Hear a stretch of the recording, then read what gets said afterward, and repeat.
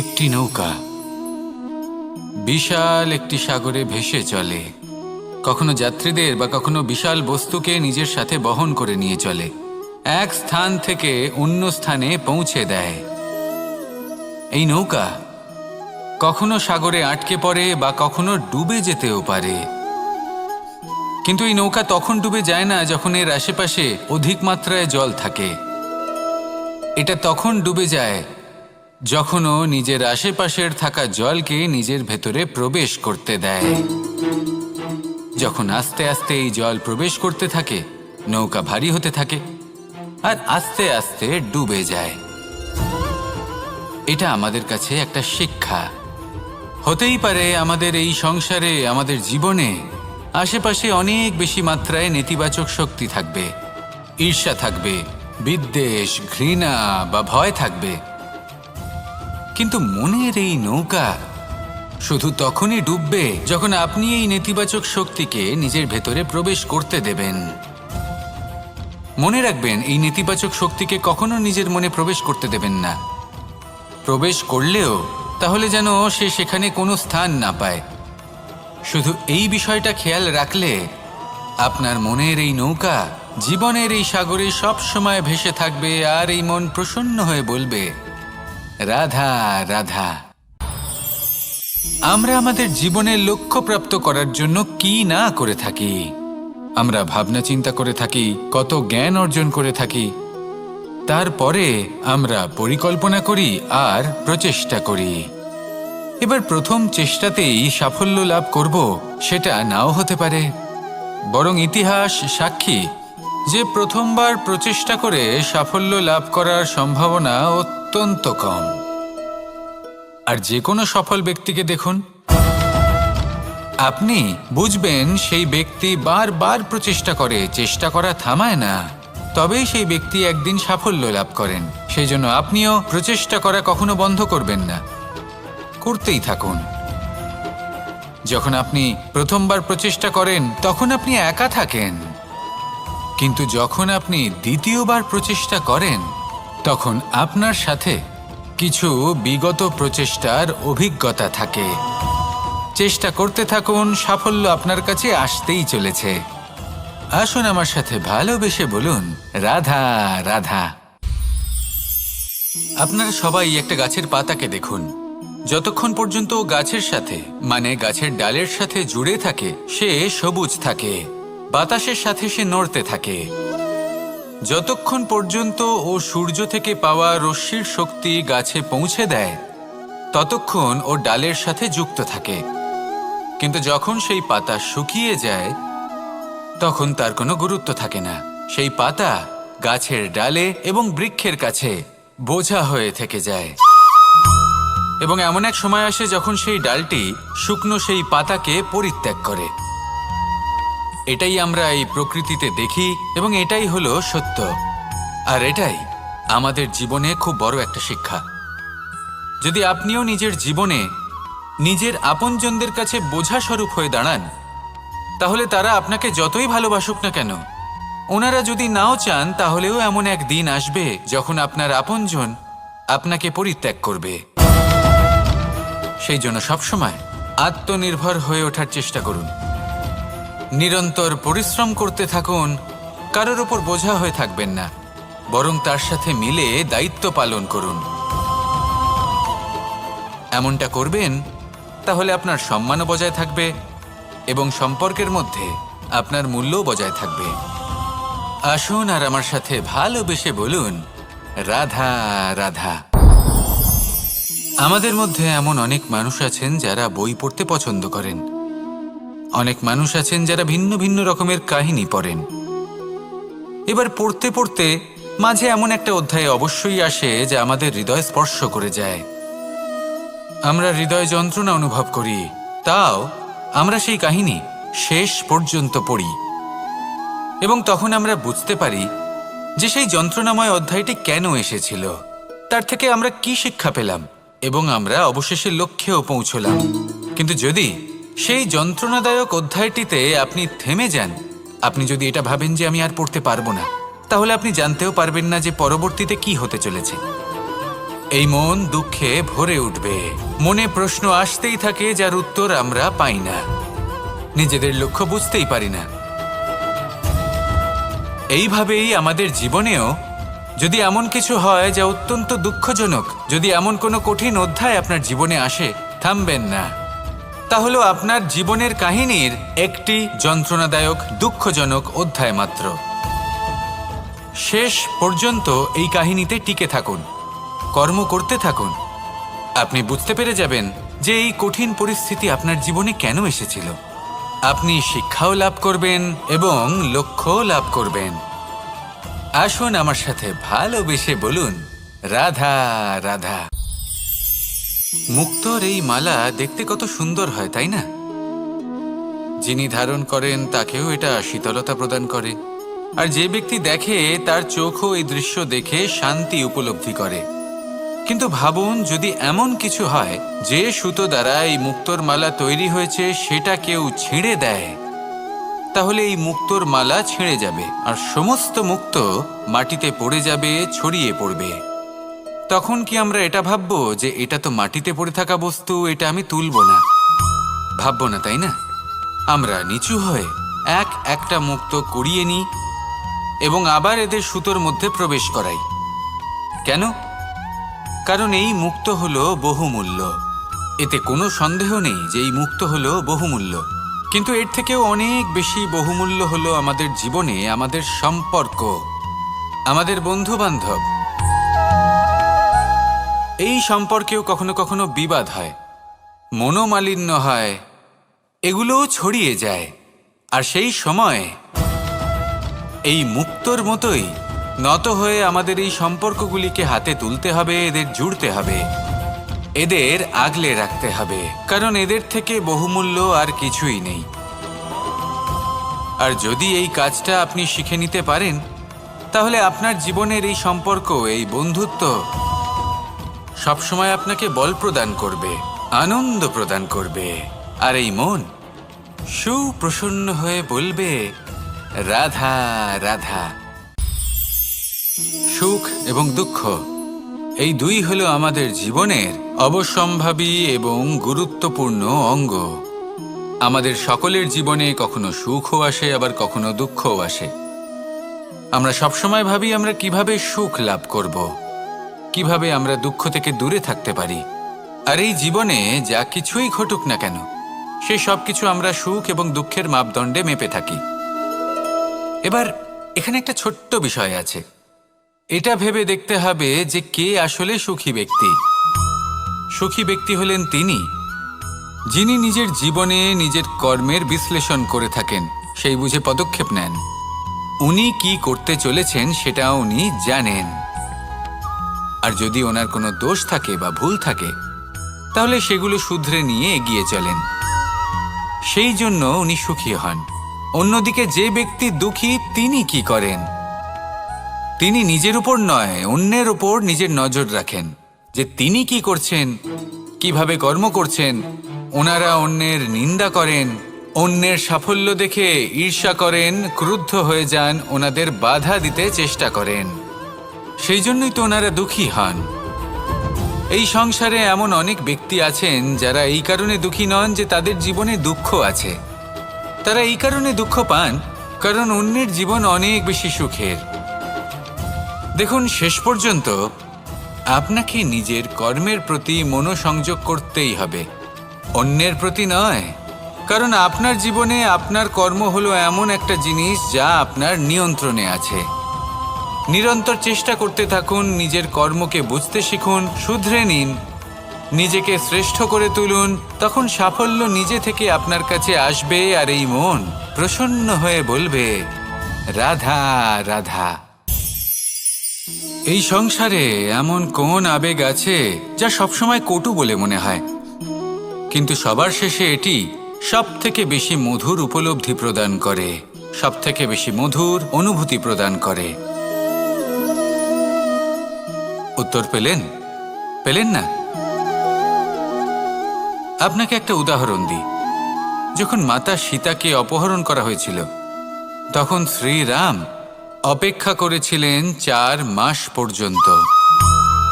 উনি খুঁজতে চেয়েছিলেন, কিন্তু উনি ওনার খোঁজ বন্ধ রেখেছিলেন। কল্পনা করে দেখুন ওনার কতটা যন্ত্রণা হয়েছিল। উনি শুধু অপেক্ষা করছিলেন, কারণ তখন বর্ষা ছিল। অনেক দিন পর্যন্ত সূর্যের আলো দেখা যায়নি। উনি জানতেন এরকম সময় বানর সেনার পক্ষে বনের মধ্যে পথ খোঁজা খুবই কঠিন কাজ হবে।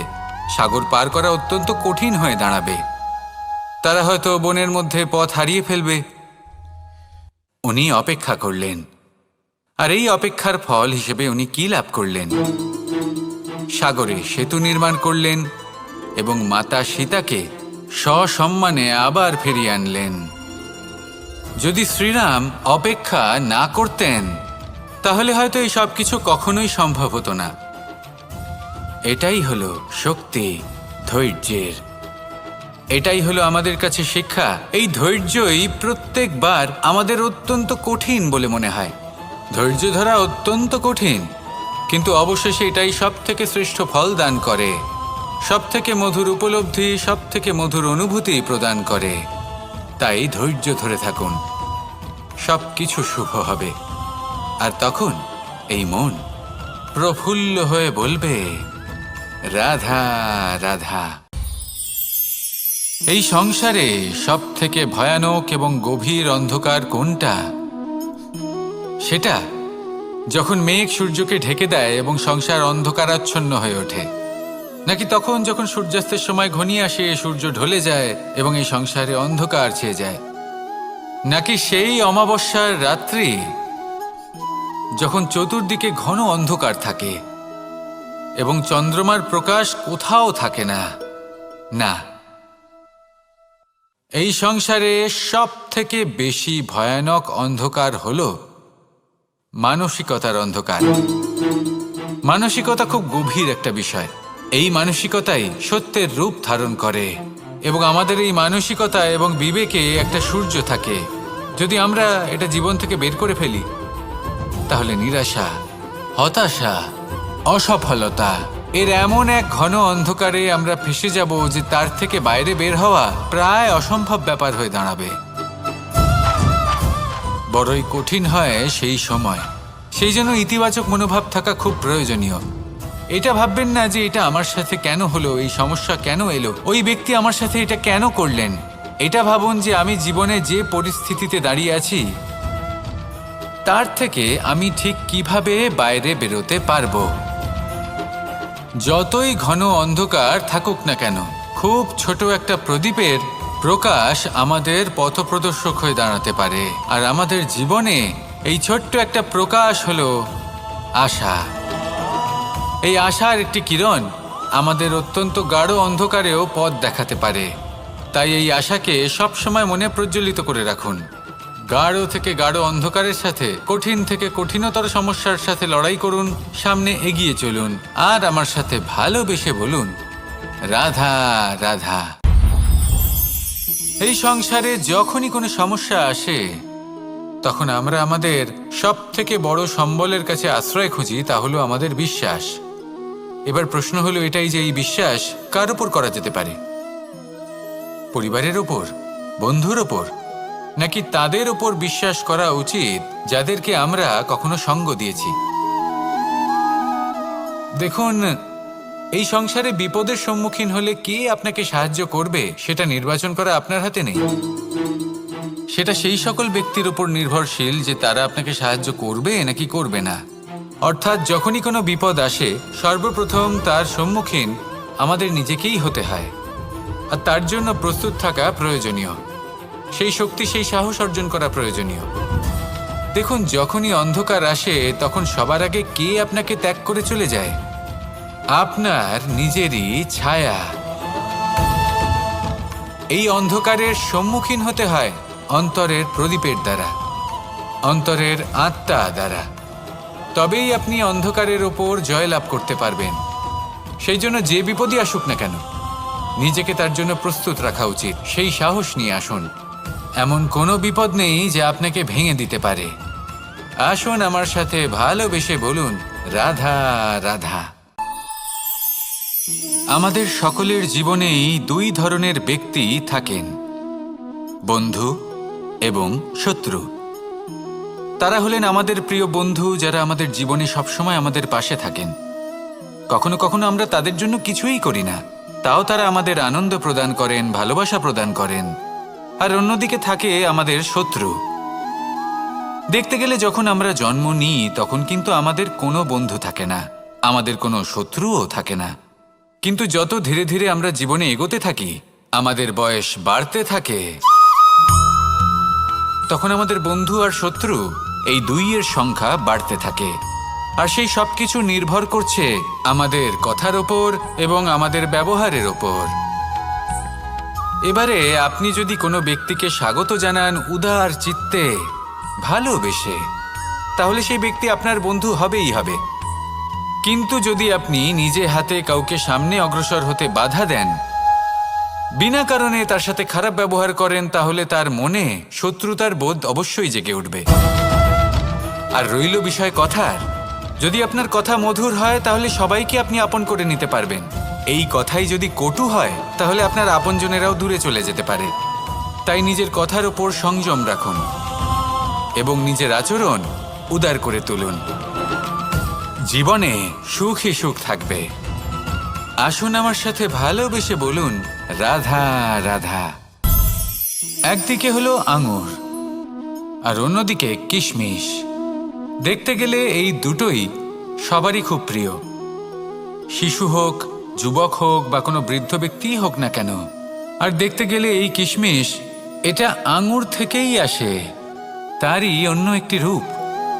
কিন্তু কখনো হাটে যান আর গিয়ে জিজ্ঞেস করুন যে এই কিশমিশ আর আঙুর, এই দুইয়ের মধ্যে অধিক মূল্য কার? আপনিও নিশ্চয়ই জানবেন যে কিশমিশের মূল্য আঙুরের থেকে অনেক গুণ বেশি। এবার এরকম কেন হয়? এর পেছনে কি কারণ থাকতে পারে? একদিকে হলো সেই আঙুর যা টাটকা অবস্থায় গাছ থেকে পেড়ে খাওয়া যায়, আর অন্যদিকে হলো কিশমিশ যাকে মাসের পর মাস রোদে ফেলে রাখা হয়। একদিকে আঙুর যা কিনা অত্যন্ত রসালো, আর কিশমিশে কোনো রসই নেই। একটি হলো অত্যন্ত কোমল এবং সুন্দর, অন্যটি অমসৃণ এবং তাতে বিন্দুমাত্র সৌন্দর্য নেই, তাও তার মূল্য বেশি। এইসব কেন হয়? এই কারণেই হয় কারণ সেই আঙুর অনেক মাস পর্যন্ত রোদ সহ্য করে থাকে, কষ্ট সহ্য করে থাকে, তবেই সেই আঙুর কিশমিশে পরিণত হয়। এবার জীবনের কড়া রোদ যাকে সহ্য করতে হয়, তার সাথেও এটাই হয়ে থাকে, তারও মূল্য আপনা থেকেই বৃদ্ধি পায়। আপনার জীবনে আপনার গুণ, আপনার প্রতিভা, তা অত্যন্ত গুরুত্বপূর্ণ। কিন্তু যখন আপনি অভিজ্ঞতা লাভ করেন তখনই সেই অভিজ্ঞতা আপনার গুণ এবং প্রতিভাকে আরও অনেক বেশি শ্রেষ্ঠ করে তোলে।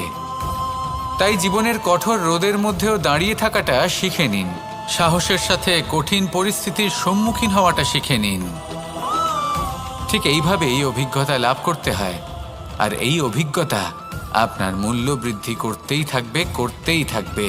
আর তখন এই মন প্রসন্ন হয়ে বলবে, রাধা রাধা। এই সংসারে সব থেকে বড় ব্যক্তি কে? আপনি বলবেন, এই কেমন ধরনের প্রশ্ন? কিন্তু এটা হলো সব থেকে উচিত প্রশ্ন। কেউ এর উত্তর দেবে যে সেই মহাপ্রতাপী রাজা, তিনি হলেন সব থেকে বড় ব্যক্তি, সেই বড় রাজনীতিবিদ, তিনিই সব থেকে বড় ব্যক্তি।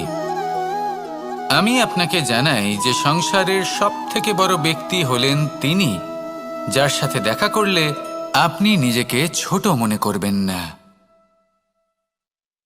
কোনো ব্যক্তি যিনি সব থেকে বেশি শক্তিশালী, আপনি যদি তার সামনে যান তাহলে উনি আপনার অন্তরের শক্তিকে বাইরে বের করে আনবে, আপনার অন্তরের লুকিয়ে থাকা শক্তিকে জাগ্রত করতে প্রেরণা প্রদান করবে। তিনি হলেন বড় ব্যক্তি, তিনি হলেন মহান ব্যক্তি। তিনি নন যিনি নিজের বল এবং ঐশ্বর্য দ্বারা আপনাকে তার সামনে ছোট প্রমাণ করবেন। এবং সেই জন্য মহাদেব আমার আরাধ্য হলেন আমার খুব প্রিয়। কারণ রাজা হোক বা ফকির, কেউ যদি ওনার সামনে যান তাহলে সে নিজেকে ছোট মনে করেন না। আপনিও যদি জীবনে অনেক বড় হতে চান তাহলে কাউকে কখনো নিজেকে ছোট মনে করতে দেবেন না। তার অন্তরে বড় হয়ে ওঠার প্রেরণা প্রদান করুন। আসুন আমার সাথে ভালোবেসে বলুন, রাধা রাধা। এই সংসারের একটা নিয়ম আছে, বা বলতে পারেন লোকে তাই বলে, যে শক্তিশালী হয় সে শক্তিহীনকে নত করে দেয়। এমনটাই হয়, তাই না? আবশ্যক নয়। কখনো কখনো এমনও হয় একজন অসমর্থ ব্যক্তি সমর্থ ব্যক্তিকে নত করে দেন। এটা সম্ভব, এও হতে পারে। আর এটা তখন হতে পারে যখন তার মধ্যে ভালোবাসার শক্তি থাকে। ভালোবাসার শক্তি এই সংসারে সবথেকে বড় শক্তি হয়। এই ভালোবাসার শক্তি দ্বারাই নির্ধন সুদামা আমাকে দিয়ে নিজের পা ধুইয়ে নিল, কিছু না বলেই, কিছু না চেয়েই। এই কর্মের আধার ছিল শুধুমাত্র ভালোবাসা। খুব শক্তিশালী হয় এই ভালোবাসা। ভালোবাসার শক্তি দ্বারাই আপনি হিমালয় পর্বতকে নত করতে পারেন, তাহলে কি অসম্ভব হতে পারে? এই ভালোবাসার শক্তির সঞ্চার করুন, আর এই ভালোবাসার সাথেই বলুন রাধা রাধা।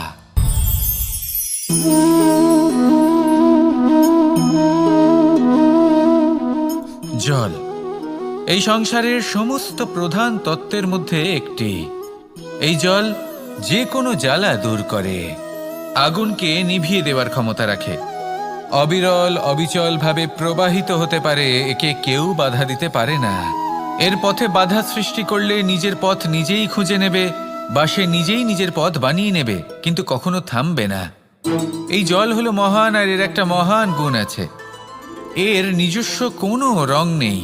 কিন্তু যখন মেঘ থেকে বৃষ্টিরূপে পৃথিবীতে ঝরে পড়ে, তখন সমস্ত সংসারকে রঙিন করে তোলে। যেখানে খরা হয়েছে সেখানে শ্যামল করে তোলে, যে স্থান শ্যামল সেখানে ভিন্ন ভিন্ন প্রকারের পুষ্প ফুটিয়ে তোলে। এই জল, এই জলের মতন আমাদের হতে হবে। ওর যেমন কোনো রং নেই, আমাদেরও যেন কোনো অহংকার না থাকে। শুধু কর্মের এই ধারাতে বইতে থাকুন, এই সংসারের মঙ্গল করতে থাকুন, শ্রেষ্ঠ কর্ম করতে থাকুন। এই সংসারকে এটা বলার কোনো প্রয়োজন নেই যে আপনি কে। আপনি যদি কর্ম করতে থাকেন, তাহলে এই সংসার নিজে থেকেই আপনার মূল্য জানতে পারবে, আর তখন এই মন প্রসন্ন হয়ে বলবে রাধা রাধা। মানুষ একটা অত্যন্ত শ্রেষ্ঠ কর্ম করতে পারেন, সেটা হলো ভুলে যেতে পারা, আর সেটা বরদানের চেয়ে কম কিছু নয়। মানুষকে যখন কোনো কারণে নিজের প্রিয়জনদের থেকে দূরে যেতে হয়, তখন মনে দুঃখ জাগ্রত হয়, তিনি সেই দুঃখকে ভুলতে পারেন। কখনো কোনো সম্পর্ক থেকে যদি দুঃখ পেয়ে থাকেন, তখন সেই দুঃখকে ভুলতে পারেন। কিন্তু এই সংসারের প্রত্যেক আবেগ, প্রত্যেক বস্তু ভুলে যাওয়া উচিত নয়। বিশেষ করে আমাদের প্রিয়জন, আমাদের পরিবারের সদস্য, যখন এই সংসার থেকে ওনারা চলে যান, তখন যে সৎকর্ম ওনারা করেছেন, যে প্রেরণা ওনারা আমাদের প্রদান করেছেন, কখনো ভুলে যাওয়া উচিত নয়। যখন আপনি কোনো উঁচু স্থানে পৌঁছে যান, আপনি সাফল্য লাভ করেন, তখন সেই সকল বন্ধুদের ভোলা উচিত নয় যারা আপনার সাথে আরম্ভ থেকে ছিল, যারা সব সময় আপনাকে সাহায্য করেছে। আর সবথেকে গুরুত্বপূর্ণ কথা, আপনার বয়স যতই বৃদ্ধি পাক না কেন, মাতা পিতাকে কখনো ভুলবেন না। আপনি যতই বড় হন না কেন, আপনি তাদের সন্তানই থাকবেন। অভিজ্ঞতার দিক থেকে ওনাদের থেকে ছোটই থাকবেন। তাই সবসময় নিজের মাতা পিতাকে নিজের সাথে রাখুন, কখনো তাদের ভুলবেন না। সেই সকল ব্যক্তিদের ভুলে যাবেন না যারা দুঃখের দিনে আপনার সাথে ছিল, তবেই জীবনে সুখ পাবেন। আসুন আর আমার সাথে ভালোবেসে বলুন রাধা রাধা। গুণ অত্যন্ত প্রয়োজনীয়: শ্রদ্ধা, বিনম্রতা, যোগ্যতা।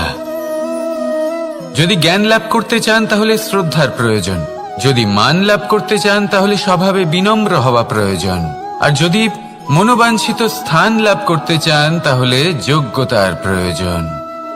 বিষয়টা সহজ। শ্রদ্ধা আপনাকে জ্ঞান দেবে, নম্রতা আপনাকে মান, আর যোগ্যতা উচিত স্থান দেবে। কিন্তু যদি আপনি এই তিনটি গুণ সম্মিলিত করেন, তাহলে এমন কিছু লাভ করবেন যা এই সব কিছুর থেকে অনেক ঊর্ধ্বে। সম্মান, আর এ হলো সেই সম্মান যা প্রত্যেক মানুষের নিজের জীবনে লাভ করতে চেষ্টা করা উচিত। কারণ এই হলো সেই সম্মান যার কারণে আপনি চলে যাওয়ার পরেও এই সংসার আপনাকে ভালোবাসবে আর মনে রাখবে। আসুন আমার সাথে ভালোবেসে বলুন, রাধা রাধা। অনেক সময় আমরা জীবনে অনেক মানুষকে এমন বলতে শুনে থাকি যে আমি অসফল হয়েছি কারণ আমার সময় ভালো যাচ্ছিল না। আমি এই জিনিসটা লাভ করতে চাইছিলাম কিন্তু করতে পারলাম না কারণ আমার সময়টা ভালো যাচ্ছিল না। আমি আমার জীবনে ওই মহান কাজটা করতে চাইছিলাম কিন্তু করতে পারলাম না। কেন? কারণ আমার সময়টা ভালো যাচ্ছিল না। কিন্তু যে মুহূর্তে ভালো সময় আমার জীবনে আসবে আমি সব কিছু প্রাপ্ত করব। এমন প্রায় প্রত্যেকেই বলেন। আসুন একটা কথা বোঝা যাক। একজন মালিকে দেখুন, সে প্রত্যেক দিন গাছের সেবা করে, তাকে জল দেয়, তার যত্ন আত্তি করে। কেন? প্রত্যেক দিন সেই গাছ ফল দেয় না। সঠিক সময় এলে তবেই সেই গাছ ফল দেয়, কিন্তু প্রত্যেক দিন মালি তার সেবা করে, তাকে যত্ন করে। শুধুমাত্র তখন করে না যখন সেই গাছ ফল দিতে সক্ষম। আর যদি মালি গাছের যত্ন প্রতিদিন না করে তাহলে হয়তো সেই গাছ ফল দিতেই পারবে না। এটাই হলো আমাদের জন্য একটা শিক্ষা। যখন সময় আমাদের জন্য অপেক্ষা করে না তখন আপনি সময়ের জন্য কেন অপেক্ষা করছেন? ভালো সময়ের জন্য অপেক্ষা করবেন না। ভালো এবং শুভ কর্ম দ্বারা ভালো সময়কে নিজের কাছে টেনে আনুন। নিরন্তর কর্ম করুন, পরিশ্রম করতে থাকুন। শুভ সময় আপনা থেকেই আপনার কাছে আসবে। আসুন আমার সাথে ভালোবেসে বলুন, রাধা রাধা। মানুষের এই সংসারে জীবনযাপন করার জন্য কিছু জিনিসের প্রয়োজন পড়ে। এমন কিছু আবেগ, এমন কিছু বস্তু আছে যেগুলো তার প্রয়োজন হয়। কিন্তু সব থেকে বেশি যে জিনিসটা তার প্রয়োজন হয় সেটা হলো সম্মানের। আমাদের ভালো লাগে যখন কেউ আমাদের সম্মান করে। আমরা কাউকে সম্মান করলে তারও সেটা ভালো লাগে। কিন্তু আপনি দেখবেন যে সংসারে বেশিরভাগ মানুষ দুটি মাপদণ্ডের ভিত্তিতে সম্মান করেন। হয় বয়স দেখে করেন বা উপার্জন দেখে, অর্থাৎ সেই ব্যক্তি কতটা উপার্জন করেন। এবার ভেবে দেখুন, এটা আবশ্যক নয় কারোর বয়স যদি বেশি হয় তার বুদ্ধিও ততটাই বেশি হবে। আবশ্যক এটাও নয় যে কোনো ব্যক্তি যদি অত্যন্ত ধনী হন বা তার মনও নির্মল হবে বা তিনি সৎকর্ম করবেন বা এমন কোনো কর্ম করবেন যাতে উনি সম্মান লাভ করতে পারেন। হতে পারে উনি ধনী কিন্তু দুশ্চরিত্র। সেই জন্য বয়স বা উপার্জন দেখে কোনো ব্যক্তিকে সম্মান করবেন না। কর্ম দেখুন। যদি গভীরভাবে ভেবে দেখেন তাহলে দেখবেন যদি কোনো মানুষ কোনো সৎকর্ম করেন তাহলে তার প্রতি হৃদয় থেকে সম্মান জাগ্রত হয়। এটাই হলো সেই সম্মান যা অর্জন করতে হবে। বয়স আজ আছে, কাল আরো বৃদ্ধি পাবে। উপার্জন আজ আছে, কাল সেটা কমে যেতেও পারে। কিন্তু যদি আপনি নিরন্তর শুভকর্ম করতে থাকেন তাহলে আপনি মৃত্যুর পরেও অমর হয়ে থাকবেন। আসুন আমার সাথে ভালোবেসে বলুন, রাধা রাধা। পাপ এবং পুণ্য, এই দুই হলো সংসারের এমন দুই বিন্দু যাকে কেন্দ্র করে এই সংসারের চক্র ঘুরতে থাকে। আমরা যদি কোনো কর্ম বিচার করি হয় পুণ্য নয় পাপের দৃষ্টিভঙ্গি দিয়ে, এটা হয় পুণ্য না হলে পাপ। কিন্তু এই পাপ এবং পুণ্য এই দুই নির্ভর করে প্রত্যেক মানুষের ওপর, তার চিন্তাধারা, তার পরিস্থিতির ওপর। ধরুন এমন একজন মানুষ যিনি অনেক দিন ধরে বনে পথ হারিয়েছেন, অনেক দিন হয়তো উনি কোনো খাবার খাননি। এবার এমন পরিস্থিতি চলে এসছে যে এবার যদি উনি খাবার না খান তাহলে হয়তো জীবিতই থাকবেন না। আর এমন অবস্থায় ওনার সামনে যদি কোনো প্রাণী আসে তাহলে তাকে শিকার করা এটা কিন্তু তার কাছে পাপ নয়, এটা তো জীবিত থাকার একমাত্র উপায়। এটা তার কাছে পুণ্য সম। আর যদি আমি এমন একজন ব্যক্তির কথা বলি যিনি সরল, যিনি একটি সুখী, শান্ত, সুরক্ষিত জীবনযাপন করছেন, তার কাছে কিন্তু এটা পাপ। এইরকমই এই সংসারে ভিন্ন ভিন্ন পরিভাষা আছে পাপ এবং পুণ্যের। তার মধ্যে যদি আমি আপনাকে একটি সরল পরিভাষা দিই, সেটা হলো জীবনে যখনই কোনো কর্ম করবেন সেটা নিয়ে একটু ভেবে দেখুন যে এই যে কাজটা আমি করছি তার ফলে এই যে অন্য মানুষেরা আছেন এই সংসারে, তারা কি দুঃখ পাবেন? যদি তারা দুঃখ পান তাহলে সেটা পাপ। যদি আপনি এমন কোনো কর্ম করেন যার ফলে অন্যরা প্রসন্নতা লাভ করেন, তাদের মুখে হাসি ফুটে ওঠে, যদি তারা প্রেরিত হন, জীবনে সামনে এগোতে পারেন, তাদের বিকাশ হয়, তাহলে এটা হলো পুণ্য। তাই জীবনে সবসময় পুণ্য করতে থাকুন আর আমার সাথে ভালোবেসে বলুন রাধা রাধা।